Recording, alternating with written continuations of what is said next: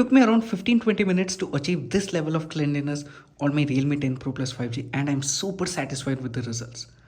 If I swipe to the right, there is no Google home feed. If I swipe up, the keyboard won't open automatically every single time to piss you off. You literally have to click here to bring in the keyboard. And if I type something, there are no recommendations, only those applications that you have installed. The first two rows used to be filled with suggestions, and your application list used to start from the third line, but not anymore. Clean experience here. If I open a folder, there are no suggestions here as well.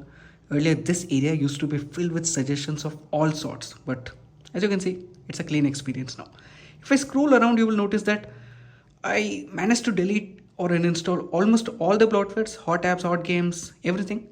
And only those applications which I downloaded, which I personally intend to use, are here. So pixel level experience over here. And if I download an application, you will notice that it won't open a pop-up and show ads or something. It will just behave normally, like phones are supposed to behave. That's it.